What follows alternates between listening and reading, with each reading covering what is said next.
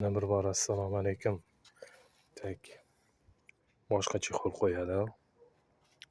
Polностью gubga almashdi, ikkala tomoni.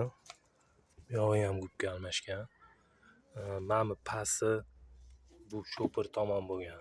Shopir tomonni almashtirib, bu yoq passajirkini qo'ydim materialni, shopir tomon materialni bu yoq tomonga qo'ydim.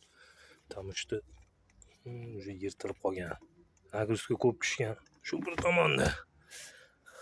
Mana endi chexollarning qasi qolib ketdi. Ketmadi bari. Ular idealniy. Dabavkasiga patolog yuvildi. Patolog ham ahvolroq edi, to'g'risini aytsak, qo'ldan kelgancha tozalab qilindi. Endi bitta yangi chexol taqadi, orqasiga tegilmadi umuman. Ну, ancha интересный bo'ldi, уже sideniyani quloqlari chiqib bo'lgan. Mana temirga chiqib ketsa, mana bunday qilib ketadi. Buni уже восстановить qilish ham kech. Faqat yaxshi chexol qo'ysa yana ancha yurib beradi. Xizmatlar bo'lsa aloqadamiz. Sog' bo'linglar, salomat bo'linglar.